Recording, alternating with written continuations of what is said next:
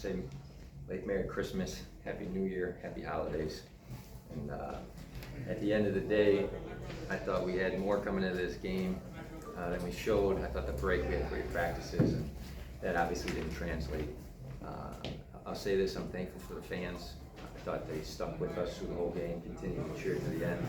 So that's an unbelievable thing to see from them. And we like to say we love each other and we love FAU, and I thought FAU was good tonight to us. I thought we did a good job in our margins. We were really concerned about offensive rebounding. We were +6. We were concerned about the turnover battle because they pressed so much. We were +6 there. So to be +12 at home and actually shoot more free throws than a team that's got Haggerty on it that shoots so many free throws and lose is painful. And a lot of pain is found in the way we shot the basketball. So, you got any questions? Coach, you mentioned in the weekly press conference not letting Memphis beat you twice. What was the message to them in the locker room to, this one sucked, but to wipe the slate clean? No, I spent extra time in there. I appreciate you guys waiting. It's because, when you get in a conference play, like we're going to turn around and we're going to get on play Saturday and then we're going to play again Sunday. And there's no pause from here. The fastest 10 weeks are the next 10 weeks because conference is just over and over. So we spent a lot of time about already moving on. And you're 100% right, and I appreciate all you do in listening. You can't let a game like this beat you twice. And so we're gonna wash it. Specifically, the thing we could probably control is just getting in the gym and making open shots. Even when you're tired, because we're not gonna be able to practice a bunch tomorrow, we can come in, get the scout right, and I would say just make some shots and move on.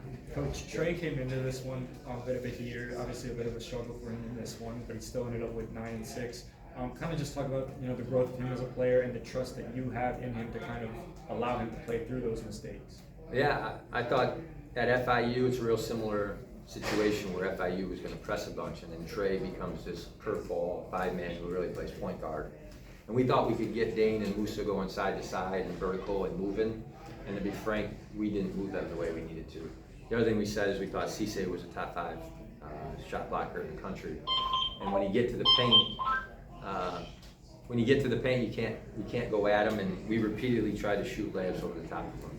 And Trey was part of that also. So I'm thrilled with Trey's development, his willing to play the small ball 5 and the wrinkles that gives to us. And I'm convinced that next game he'll bounce back. John, you mentioned that this is going to take time. You have a new staff. You have 10 new players. You played 9 games before tonight. You played 9 games. Will that take patience from you also? After seeing what you saw tonight, but knowing what you have seen already this year that it can be done, how much patience will that take from you? Yeah, that's a new thing. I've been blessed. I think 4 or 5 of the last 9 years I've been on a team that's ranked #1 in the country. Got to work with Mark and Scott. Winning has been a pretty common habit. But we've got to remind ourselves sometimes of what you just said. And the 10 new guys is one thing. I would say the number of strength of our schedule and 9 being away from home, and with the next 2, I think it's 11 or 12 our first 15 are on the road, or 10 of our first 15. So you've got to have some patience as you work through that, and it's why I came here. I'm not just going to roll over on January 2 because we played a hard schedule. So I love our players. We'll stick to it. There's some things that as a staff we can do better. There's things that they can do better, but what happens to them happens to me, and what happens to me happens to them. If you separate yourself from them and blame them, then the impatience really rises. I don't think we've done that as a staff, so we're going to stay patient. Coach, you mentioned focusing on the turnover margin coming into this game, and you guys found some success in the first half, converting Memphis' 10 turnovers. How important was that to keeping this game competitive in the first half? Yeah, I thought when we let it get above double digits pretty early on, that first media was bad. We won the first half 30-28, I think, after the first media, and it was because we were able to convert some of those turnovers. And we turned over a really good basketball team with, to me, one of the best 3-headed monster guard combinations in the country, 19 times. And it didn't flip in a points the way we thought it would, but at least we're growing in that regard. I didn't know coming in that with those 3 guards we could turn them over 19 times. So I'm proud of that, but we need more of that to lead to some margin, and the margin comes from scoring on the other end quickly. When the 3-point shots aren't falling like they were tonight. Do you think about at all adjusting the offense, or is it still, first open shot, the best option for this offense? Yeah, the thing is the lack of ball reversal and paint touch is where we break down. And so I know that we're into the very first shot and we want to get that in the first 7 seconds, but after, specifically with their two bigs, you've got to make them move horizontally and laterally. And the teams that have done that have had success. The teams that have not done it have not. They're good for a reason, and we did not make their fives move. So it's much more about how you make them go side to side than it is other teams.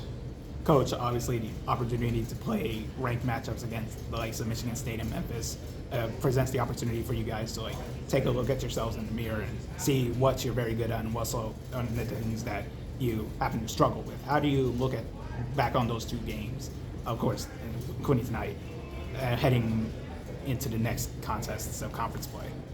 Yeah, I think when we play defense against the top 25 team and really exert our legs, and we extend the energy that it takes to offensive rebound, which we did tonight, we're +6. Our jump shots go away. And the conditioning to do both on the same day at the same time has hit us probably 3 or 4 times. Seton Hall, Michigan State, and then tonight. I think there's other games like Oak State we were able to do both, like Indiana State we were able to do both. It's in there, but a lot of times when we exert ourselves on the glass and then turning people over, the jump shot goes away. So we're going to have to grow in the ability to do both on the same day. Coach, you took over a program that had such a historic run, one of the best in NCAA history. And, it's your first year here, first day of conference play, now 7-7. So what's the mindset for you and for this team just going forward this season, potentially making the tournament in conference play, just in general? What's your mindset? What's your goal for this team? Yeah, I think my mindset hasn't changed much. This might be a weird way to answer your question, but coaching for me is much about ministry and changing kids' lives. And we're 7-7, and the worst thing you can do in life, especially when you're trying to make a difference in somebody's life, is compare. Comparison kills contentment. And so much of the success I've been around is because at Gonzaga and Baylor, we didn't compare. We had our own culture. And so we're going to fight to love our guys and build our culture, and there's going to come a time where the combination of culture and basketball pop at the same time. And God bless Dusty, he made the job attractive. It's one of the reasons I wanted to come. But comparing isn't going to help us right now. I think right now we just need to build our culture, establish who we are, and then let the basketball line up with that. John, y'all Last question. had 43 points combined between points off turnovers and second chance points. A lot of that obviously was done late in the first half. Yeah. So you, of course, did take advantage of Memphis' weaknesses, but what's the difference between using that to make the game competitive and actually sustaining that momentum in the second half? Like what happened there where that momentum cannot be sustained? Obviously? Yeah, I hate to trivialize that, but of our 31 threes, 18 of them were wide open. We missed 14 of the 18 wide open threes.